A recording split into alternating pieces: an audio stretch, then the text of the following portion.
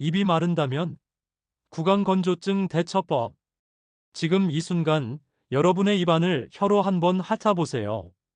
끈적하고 텁텁하다면 축하합니다. 여러분은 이미 침묵의 적과 마주하고 있는 겁니다. 바로 구강건조증 말이죠. 방금 여러분이 무의식적으로 입술을 핥으셨다면 오늘 영상이 정말 필요한 분이신 거 맞습니다. 얼마 전 저희 채널에 이런 댓글이 올라왔습니다. 밤에 잠을 자다가 목이 너무 말라서 깨요. 물을 마셔도 입안이 계속 텁텁하고 침이 끈적해서 음식을 삼키기도 힘들어요. 이게 나이 드는 거라고 생각했는데 정말 그런 건가요? 70대 어머님을 두신 한 분의 절실한 하소연이었습니다. 그런데 놀라운 건 비슷한 댓글이 수십 개나 달렸다는 겁니다. 저도 그래요. 우리 아버지도 똑같아요. 병원에 가봐도 나이 때문이라고만 해요. 오늘 저는 여러분께 확실히 말씀드리고 싶습니다. 입이 마르는 건 단순한 노화가 아닙니다. 방치하면 정말 위험한 신호일 수 있어요. 1. 입이 마르는 느낌. 단순한 노화가 아닙니다. 많은 분들이 착각하시는 게 있어요. 나이 들면 원래 침이 줄어드는 거 아니야? 하시면서 그냥 넘어가시는 경우가 정말 많습니다. 하지만 이건 완전히 잘못된 생각이에요. 정상적인 성인의 경우 하루에 침을 얼마나 분비할까요? 무려 1.5리터에서 2리터입니다. 생수병 한 개 분량이에요. 이 많은 양의 침이 24시간 내내 우리 입안을 적셔주고 있는 거죠. 그런데 나이가 들면서 침샘의 기능이 조금씩 떨어지는 건 맞습니다. 하지만 여기서 중요한 건 정상적인 노화로 인한 침 분비량 감소는 그렇게 심하지 않다는 겁니다. 보통 20%에서 30% 정도만 줄어들어요. 제가 만난 한 환자분 이야기를 해드릴게요. 75세 김모 할머니셨는데 6개월 전부터 입이 너무 말라서 밤에 잠을 못 잔다고 하셨어요. 처음엔 나이 들어서 그런가 보다 하셨는데 점점 심해져서 음식을 삼키기도 힘들어지셨다고 하더라고요. 검사해보니 할머니가 복용하고 계신 혈압약과 우울증 약의 부작용이었습니다. 약물을 조정하고 구강건조 관리를 시작하니까 2주 만에 증상이 확실히 좋아지셨어요. 이처럼 구강건조는 단순한 노화가 아니라 분명한 원인이 있는 증상입니다. 원인을 찾아서 제대로 치료하면 충분히 개선될 수 있어요. 특히 갑자기 입이 마르기 시작했다면 이건 절대 나이 탓으로 돌려서는 안 됩니다. 새로 시작한 약물이 있는지, 최근에 스트레스를 많이 받았는지, 다른 질병의 증상은 없는지 꼼꼼히 체크해 봐야 해요. 또 하나 중요한 포인트는 구강건조증은 생각보다 흔한 질환이라는 겁니다. 65세 이상 노인의 30% 이상이 경험하고 있어요. 여러분만의 문제가 아니라는 거죠. 그리고 충분히 관리 가능한 증상이기도 합니다. 구강건조가 불러오는 다양한 문제. 구강건조를 그냥 입이 좀 마른다 정도로 생각하시면 큰 오산입니다. 이게 얼마나 심각한 문제들을 일으킬 수 있는지 알고 나면 정말 깜짝 놀라실 거예요. 먼저 가장 직접적인 문제부터 말씀드릴게요. 바로 충치와 잇몸병입니다. 침의 가장 중요한 역할 중 하나가 세균을 씻어내는 거거든요. 침이 부족하면 세균들이 입안에서 파티를 벌이는 거나 마찬가지예요. 실제로 구강건조증 환자들의 충치 발생률은 일반인보다 3배 이상 높습니다. 그것도 보통 충치가 아니라 치아 뿌리 부분에 생기는 치근 충치가 많아요. 이건 치료도 어렵고 통증도 심합니다. 더 무서운 건 잇몸병이에요.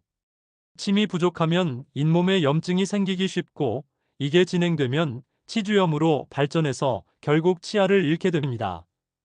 특히 시니어분들은 이미 잇몸이 약해진 상태인데 구강건조까지 겹치면 정말 위험해요. 제가 상담한 한 분은 이런 말씀을 하시더라고요. 6개월 만에 치아 3개를 뽑았어요. 전에는 충치가 거의 없었는데 갑자기 이게 뭔 일인지 알고 보니 신경 안정제를 복용하기 시작하면서 구강건조가 심해진 거였어요. 그런데 문제는 여기서 끝나지 않습니다. 구강건조는 소화에도 큰 영향을 미쳐요. 침에는 아밀라아제라는 소화 효소가 들어있거든요. 이게 음식물을 분해하는 첫 번째 단계인데 침이 부족하면 소화가 제대로 안 돼요. 많은 분들이 요즘 음식이 목에 걸리는 것 같아요. 삼키기가 힘들어요라고 하시는데 이것도 구강건조 때문일 가능성이 높습니다. 침이 음식물을 부드럽게 만들어주는 역할을 하거든요. 더 심각한 건 구취 문제입니다. 침이 부족하면 세균이 번식하면서 황화물을 만들어내요. 이게 바로 구취의 원인이 되는 거죠. 양치질을 아무리 해도 냄새가 없어지지 않는다면 구강건조를 의심해 봐야 해요. 또 하나 간과하기 쉬운 문제가 미각장애입니다. 침이 부족하면 미뢰가 제대로 작동하지 않아서 음식 맛을 잘 못 느끼게 돼요. 요즘 음식이 다 짜게 느껴져서 소금을 많이 넣게 된다고 하시는 분들이 많은데 이것도 구강건조의 신호일 수 있어요. 마지막으로 정말 중요한 문제 하나 더. 바로 영양 섭취 문제입니다. 입이 마르고 음식을 삼키기 힘들어지면 자연스럽게 식사량이 줄어들어요.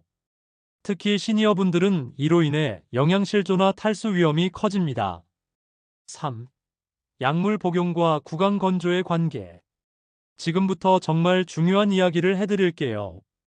구강 건조의 가장 흔한 원인 중 하나가 바로 약물입니다. 특히 시니어분들이 복용하시는 약물들 중에 구강 건조를 일으키는 것들이 정말 많아요. 먼저 가장 대표적인 약물들을 살펴볼까요? 혈압약, 특히 이뇨제는 몸의 수분을 빼내는 역할을 하기 때문에 당연히 침 분비량도 줄어들 수 있어요. ACE 억제제나 칼슘 채널 차단제도 마찬가지고요. 항우울제는 더 심각합니다. 특히 삼환계 항우울제나 SSRI 계열 약물들은 구강 건조를 일으키는 대표적인 약물이에요. 신경 전달 물질에 작용하면서 침샘의 기능도 억제하거든요. 항히스타민제도 마찬가지예요. 알레르기 때문에 복용하시는 분들이 많은데 히스타민을 차단하면서 동시에 침 분비도 줄어들게 돼요. 감기약에 들어있는 성분들도 비슷한 효과가 있고요. 제가 만난 한 환자분 이야기를 해드릴게요. 68세 박모 할아버지셨는데 고혈압, 우울증, 알레르기성 비염으로 총 5가지 약을 복용하고 계셨어요.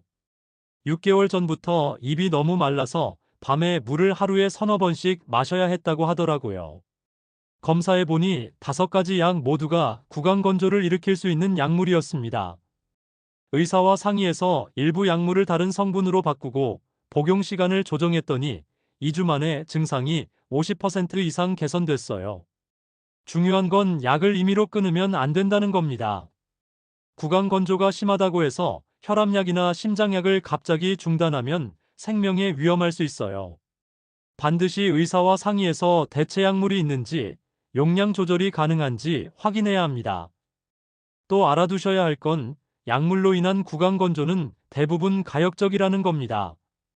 즉, 원인 약물을 바꾸거나 중단하면 다시 좋아질 수 있어요. 하지만 오랫동안 방치하면 침샘 자체가 손상될 수 있으니까 빠른 대응이 중요해요. 약물 복용 시 주의사항도 말씀드릴게요. 새로운 약을 시작한 후 2에서 3주 이내에 입이 마르기 시작했다면 약물 부작용을 의심해 봐야 해요. 특히 여러 가지 약을 함께 복용하는 경우에는 더욱 주의가 필요합니다. 마지막으로 중요한 팁 하나. 약국에서 일반 의약품을 살 때도 꼼꼼히 확인하세요. 감기약, 진통제, 소화제 등에도 구강건조를 일으킬 수 있는 성분들이 들어있을 수 있거든요. 4. 인공타액과 보습제 사용법. 이제 실질적인 해결책을 말씀드려 볼게요. 구강건조가 심할 때 가장 직접적으로 도움이 되는 것이 바로 인공타액과 구강보습제입니다. 먼저 인공타액부터 설명해 드릴게요. 인공타액은 말 그대로 침을 대신하는 제품이에요. 점도나 성분을 실제 침과 비슷하게 만들어서 입안을 촉촉하게 유지해주는 역할을 합니다. 시중에 나와 있는 인공타액 제품들을 보면 크게 2가지 타입이 있어요. 하나는 스프레이 타입이고 다른 하나는 젤 타입입니다. 각각 장단점이 있어서 상황에 맞게 선택하시면 돼요. 스프레이 타입은 사용이 간편하고 즉각적인 효과가 있어요. 입안이 갑자기 마를 때 뿌려주면 바로 시원함을 느낄 수 있거든요. 하지만 지속 시간이 비교적 짧다는 단점이 있어요. 젤 타입은 지속 시간이 길어요. 한 번 발라주면 2에서 3시간 정도 효과가 유지돼요. 특히 밤에 잠들기 전에 사용하면 새벽에 목이 말라서 깨는 일을 줄일 수 있어요. 제가 추천하는 사용법을 알려드릴게요. 낮에는 스프레이 타입을 휴대하면서 필요할 때마다 사용하시고, 밤에는 젤 타입을 사용하시는 거예요. 이렇게 하면 24시간 내내 입안을 촉촉하게 유지할 수 있어요. 사용할 때 주의사항도 있어요. 너무 자주 사용하면 오히려 입안의 자연적인 균형이 깨질 수 있어요. 하루에 6에서 8번 정도가 적당하고, 사용 후에는 30분 정도 음식이나 음료를 피하는 게 좋아요. 구강 보습제는 좀 더 오래 지속되는 효과를 원할 때 사용해요. 보통 수분 보유력이 뛰어난 히알루론산이나 자일리톨 성분이 들어있어요. 이런 성분들은 입안의 수분막을 형성해서 장시간 촉촉함을 유지해줍니다. 특히 자일리톨이 들어간 제품을 추천해요. 자일리톨은 충치균의 성장을 억제하는 효과도 있어서 일석이조거든요. 구강 건조로 인한 충치 위험도 줄이고 입안도 촉촉하게 만들어줘요. 실제 사용 경험을 말씀드릴게요. 72세 이모 할머니 경우인데요. 처음에는 이런 거 써봤자 별 효과 없을 거야 라고 하셨어요. 그런데 막상 써보시니까 이렇게 좋은 게 있었구나 라고 하시더라고요. 특히 밤에 잠들기 전에 젤 타입을 사용하시니까 새벽에 목이 말라서 깨는 일이 확실히 줄어들었다고 하세요. 덕분에 잠도 푹 자게 되고 낮에도 컨디션이 좋아졌다고 하시더라고요. 구입할 때 팁을 하나 드릴게요. 약국에서 구입하실 때 약사분께 본인의 증상을 자세히 설명하세요. 약물 복용으로 인한 건조인지 다른 질환 때문인지에 따라 추천하는 제품이 달라질 수 있거든요. 5. 구강 건조를 악화시키는 음식들. 이제 정말 중요한 생활 습관 이야기를 해볼까요? 무엇을 먹고 마시느냐에 따라서 구강 건조가 훨씬 심해질 수도, 반대로 좋아질 수도 있어요. 가장 먼저 피해야 할 음식은 바로 짠 음식입니다. 나트륨은 몸의 수분을 빼앗아가는 대표적인 성분이거든요. 특히 라면, 김치찌개, 젓갈류 같은 음식들을 많이 드시면 구강 건조가 더 심해져요. 저희 할머니 경우를 말씀드릴게요. 평소에 짠 음식을 좋아하셨는데 구강 건조 증상이 생긴 후에도 계속 똑같이 드시더라고요. 그러다가 저희가 말씀드려서 짠 음식을 줄이고 담백한 음식 위주로 바꾸셨더니 일주일 만에 입이 덜 마르는 것 같다고 하시더라고요. 설탕이 많이 들어간 음식도 피해야 해요. 설탕은 세균의 먹이가 되면서 동시에 입안을 더 끈적하게 만들어요. 특히 사탕이나 초콜릿 같은 단 음식을 자주 드시면 구강 건조 증상이 더 심해질 수 있어요. 카페인도 주의해야 할 성분입니다. 커피, 홍차, 녹차 등에 들어있는 카페인은 이뇨작용을 해서 몸의 수분을 빼앗아가요. 하루에 커피를 3에서 4잔 이상 드시는 분들은 양을 좀 줄여보세요. 알코올은 더 말할 것도 없죠. 술을 마시면 탈수 현상이 일어나면서 입이 더 마르게 돼요. 특히 시니어분들은 알코올 대사 능력이 떨어져서 더 오랫동안 영향을 받을 수 있어요.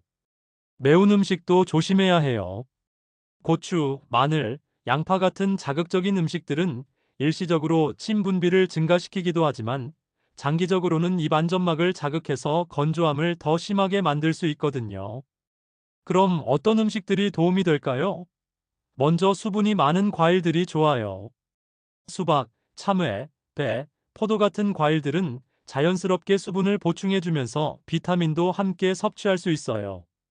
우유나 요구르트 같은 유제품도 도움이 돼요. 단백질과 지방이 입안의 보호막을 형성해서 건조함을 완화시켜 주거든요. 특히 그릭 요구르트는 단백질 함량이 높아서 더 효과적이에요. 따뜻한 국물 음식도 좋습니다. 미역국, 콩나물국, 북어국 같은 담백한 국물들은 수분 보충과 함께 영양도 공급해줘요. 단, 너무 짜지 않게 간을 맞추는 게 중요해요. 한 가지 팁을 더 드릴게요. 식사할 때는 천천히 꼭꼭 씹어서 드세요. 씹는 동작 자체가 침샘을 자극해서 침 분비를 늘려줘요. 한 입에 20에서 30번 정도 씹는 습관을 들이시면 도움이 될 거예요. 6. 물만 마시면 해결될까요? 많은 분들이 입이 마르니까 물을 많이 마시면 되겠지? 라고 생각하세요. 물론 수분 섭취는 중요하지만 물만으로는 구강 건조를 완전히 해결할 수 없어요. 왜 그럴까요? 물은 입안을 일시적으로 적셔주지만 금방 사라져버려요. 침과는 성분이 다르거든요. 침에는 단백질, 효소, 면역물질 등이 들어있어서 단순히 물로는 대체할 수 없는 역할들을 해요. 실제로 많은 분들이 이런 경험을 하세요. 물을 아무리 마셔도 입이 계속 마르다. 밤에 물을 마셔도 1시간 후면 또 목이 마르다. 이런 증상들은 단순히 수분 부족이 아니라 침의 질과 양에 문제가 있다는 신호예요. 그렇다고 물을 마시는 게 의미 없다는 건 아니에요. 올바른 방법으로 물을 마시면 구강 건조 완화에 분명히 도움이 됩니다. 먼저 물의 온도가 중요해요. 너무 차가운 물보다는 미지근한 물이 좋아요. 차가운 물은 일시적으로 시원함을 주지만 오히려 침샘을 위축시킬 수 있거든요. 체온과 비슷한 온도의 물이 가장 이상적이에요. 마시는 방법도 중요합니다. 한 번에 많이 마시기보다는 조금씩 자주 마시는 게 좋아요. 한 모금씩 입에 머금었다가 천천히 삼키면서 입 안전체를 적셔주세요. 하루에 얼마나 마셔야 할까요? 일반적으로는 하루 8잔 정도를 권하지만 구강 건조가 있는 분들은 조금 더 마시는 게 좋아요. 본인의 몸무게에 30을 곱한 밀리리터 정도가 적당해요. 60kg이면 1800ml, 즉 1.8리터 정도죠. 하지만 여기서 주의할 점이 있어요. 너무 많이 마시면 오히려 전해질 불균형이 생길 수 있어요. 특히 심장이나 신장에 문제가 있는 분들은 의사와 상의해서 적절한 수분 섭취량을 정하는 게 좋아요. 물 대신 마실 수 있는 좋은 음료들도 있어요. 무설탕, 허브차나 보리차 같은 것들이 좋아요. 카페인이 없으면서 수분 보충에 도움이 되거든요. 특히 캐모마일 차는 항염 효과도 있어서 입 안염증 완화에도 도움이 돼요. 레몬을 살짝 떨어뜨린 물도 추천해요. 레몬의 신맛이 침샘을 자극해서 침 분비를 늘려주거든요. 단, 너무 진하게 하면 산 성분이 치아를 손상시킬 수 있으니 주의하세요. 마지막으로 중요한 팁 하나. 밤에 잠들기 전에는 물을 너무 많이 마시지 마세요. 밤중에 화장실 가려고 자주 깨면 오히려 수면의 질이 떨어져요. 대신 잠들기 2에서 3시간 전까지 충분히 마시고 잠들기 직전에는 한 모금 정도만 마시는 게 좋아요. 7. 자극 주는 혀 운동과 입술 마사지. 이제 정말 실용적인 팁들을 알려드릴게요. 침샘을 자극해서 자연스럽게 침 분비를 늘리는 방법들이에요. 돈도 안 들고 언제 어디서나 할 수 있는 간단한 운동들입니다. 먼저 혀 운동부터 시작해 볼까요? 혀는 침샘과 직접 연결되어 있어서 혀를 움직이면 자연스럽게 침샘이 자극돼요. 가장 기본적인 혀 운동은 혀로 입술을 핥는 거예요. 시계 방향으로 10번, 반시계 방향으로 10번씩 천천히 돌려주세요. 이때 너무 빠르게 하지 말고 충분히 침이 분비될 수 있도록 천천히 해주시는 게 중요해요. 두 번째는 혀로 입천장을 마사지하는 거예요. 혀 끝으로 입천장을 앞에서 뒤로, 뒤에서 앞으로 쓸어주세요. 이렇게 하면 입천장 쪽에 있는 침샘들이 자극받아서 침 분비가 증가해요. 세 번째는 혀를 최대한 내밀었다가 다시 집어넣는 운동이에요. 이걸 10번 정도 반복하면 혀 주변의 모든 근육과 침샘이 활성화돼요. 네 번째로 추천하는 운동은 혀로 치아를 닦는 동작이에요. 혀로 윗니와 아랫니를 안쪽에서부터 바깥쪽까지 쓸어주세요. 이건 침샘 자극뿐만 아니라 구강 청결에도 도움이 돼요. 제가 만난 한 환자분은 이 혀 운동을 하루에 3번씩 꾸준히 하셨는데 2주 만에 입이 예전보다 덜 마른다고 말씀하시더라고요. 특히 식사 전에 하면 침이 나와서 음식을 삼키기가 훨씬 편해진다고 하셨어요. 이제 입술 마사지 방법을 알려드릴게요. 입술 주변에도 침샘과 연결된 많은 신경들이 있어서 마사지를 해주면 침 분비에 도움이 돼요. 가장 간단한 방법은 검지와 중지로 입골 주변을 원을 그리며 마사지하는 거예요.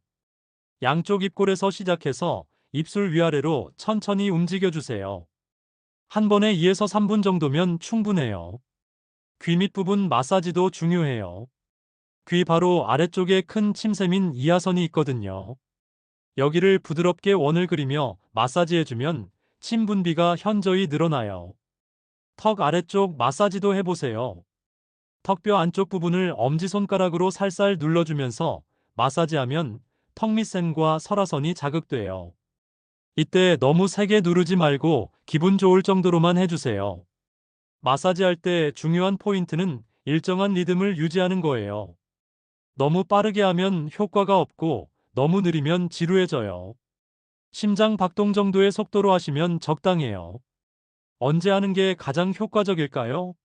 식사 30분 전에 하시는 걸 추천해요. 침이 미리 분비되어 있으면 음식을 씹고 삼키기가 훨씬 편해져요. 또 잠들기 전에 하면 밤중에 입이 마르는 것도 어느 정도 예방할 수 있어요. 실제로 이런 운동과 마사지를 꾸준히 하신 분들의 후기를 들어보면 정말 놀라워요. 처음에는 반신반의했는데 정말 효과가 있다. 약에만 의존하지 않고 자연스럽게 개선할 수 있어서 좋다는 말씀들을 많이 하세요. 한 가지 더 팁을 드리자면 무설탕 껌을 씹는 것도 좋은 방법이에요. 씹는 동작 자체가 침샘을 강하게 자극하거든요. 하루에 2에서 3번, 10에서 15분씩 씹어주시면 도움이 될 거예요. 8. 구강 건조를 줄이는 실내 습도 관리. 의외로 많은 분들이 놓치는 부분이 바로 실내 환경이에요. 우리가 하루 중 가장 많은 시간을 보내는 집안의 습도가 구강 건조에 큰 영향을 미치거든요. 먼저 적정 습도부터 말씀드릴게요. 건강한 실내 습도는 40에서 60% 정도예요. 이보다 낮으면 호흡기와 구강이 건조해지고 너무 높으면 곰팡이나 세균이 번식하기 쉬워져요. 겨울철에는 난방 때문에 실내 습도가 20에서 30%까지 떨어지는 경우가 많아요. 이렇게 건조한 환경에서는 아무리 물을 마셔도 입이 금방 마르게 돼요. 특히 밤에 잠들 때 입을 벌리고 자는 분들은 더욱 심해져요. 제가 상담한 한 할머니는 겨울철마다 구강 건조가 심해진다고 하셨어요. 여름에는 괜찮은데 난방을 시작하면 입이 바짝바짝 마른다는 거예요. 습도계로 재어보니 실내 습도가 25% 정도밖에 안 되더라고요. 가습기를 설치하고 습도를 50% 정도로 맞춰드렸더니 일주일 만에 밤에 잠들기가 훨씬 편해졌다고 하시더라고요. 새벽에 목이 말라서 깨는 일도 현저히 줄어들었다고 하셨어요. 가습기를 선택할 때는 몇 가지 주의사항이 있어요. 먼저 크기는 방 크기에 맞게 선택하세요. 너무 작으면 효과가 없고 너무 크면 과습해질 수 있어요. 보통 10평 기준으로 30ml/시간 정도 용량이면 적당해요. 초음파식과 가열식 중에서는 가열식을 추천해요. 물을 끓여서 증기를 만들기 때문에 세균 번식 위험이 적거든요. 초음파식은 물에 불순물까지 함께 분사할 수 있어서 호흡기에 좋지 않을 수 있어요.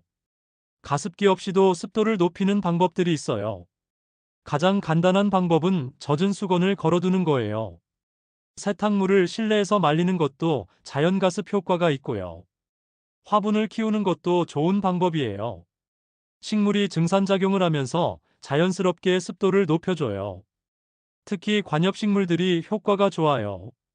산세베리아, 스킨답서스 같은 식물들을 추천해요.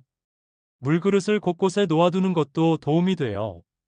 침실, 거실, 책상 위에 작은 그릇에 물을 담아두세요. 하루에 한 번씩 물을 갈아주면서 청결하게 관리하는 게 중요해요. 에어컨이나 히터 바람이 직접 얼굴에 닿지 않도록 주의하세요.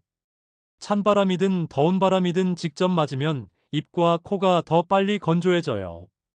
바람의 방향을 조절하거나 위치를 바꿔보세요. 잠잘 때는 특히 주의가 필요해요.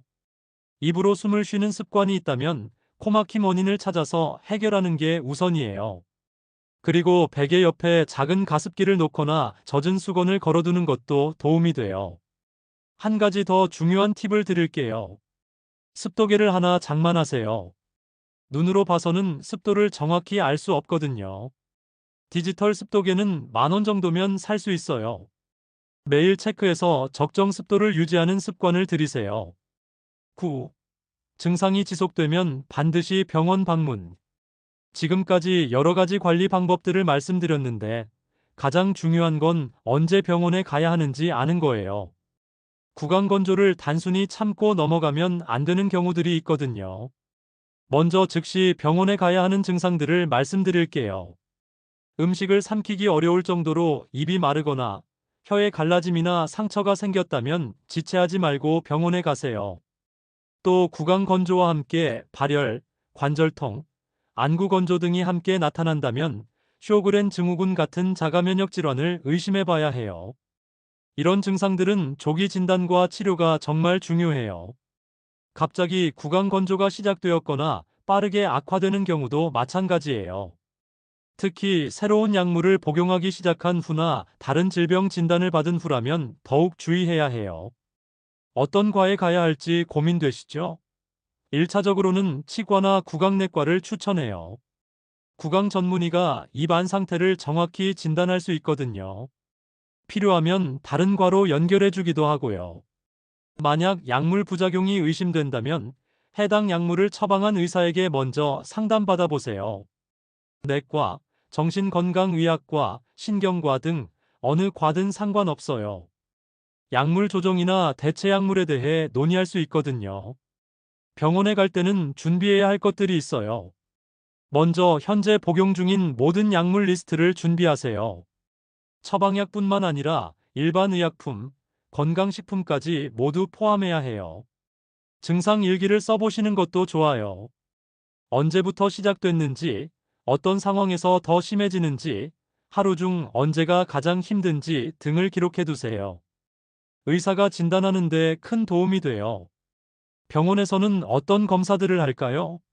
기본적으로 구강 내 검진을 하고 침 분비량을 측정하는 검사를 해요. 필요에 따라서는 혈액 검사로 자가 면역 질환이나 당뇨병 같은 전신 질환을 확인하기도 해요. 침샘 조영술이나 조직 검사가 필요한 경우도 있어요.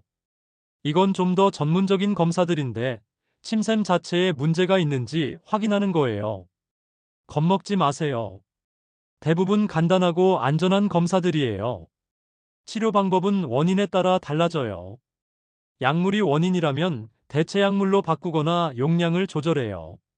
자가 면역 질환이 원인이라면 면역 억제제나 인공 타액을 처방받을 수 있어요.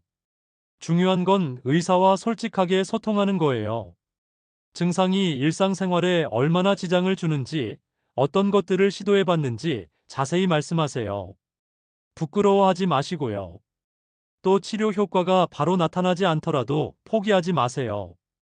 구강 건조는 만성적인 증상인 경우가 많아서 꾸준한 관리가 필요해요.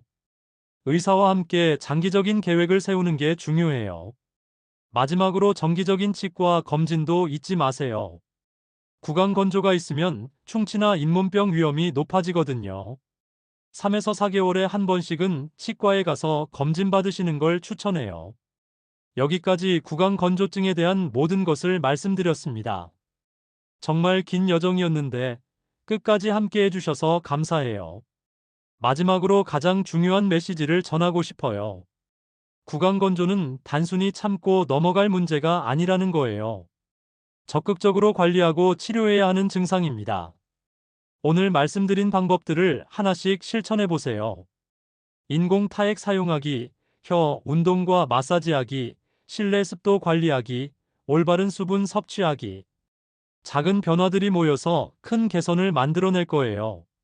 무엇보다 혼자 고민하지 마세요. 구강 건조로 힘들어하는 분들이 정말 많아요. 부끄러워할 필요도 없고 나이 탓으로 포기할 필요도 없어요. 적절한 관리와 치료로 충분히 좋아질 수 있는 증상이거든요. 마지막 당부 말씀을 드리면 증상이 지속되거나 악화된다면 꼭 병원에 가세요. 전문의의 도움을 받으면 훨씬 빠르고 정확한 해결책을 찾을 수 있어요. 건강한 노년을 위해서는 구강 건강이 정말 중요해요. 오늘부터라도 구강 건조 관리에 관심을 가지시고 꾸준히 실천해 보세요. 분명히 삶의 질이 달라질 거예요. 오늘 영상이 도움이 되셨다면 좋아요와 구독 부탁드려요. 그리고 댓글로 여러분의 경험이나 궁금한 점들을 남겨주세요. 다음에도 더 유익한 건강 정보로 찾아뵙겠습니다. 시니어 여러분의 건강한 하루하루를 응원합니다. 감사합니다.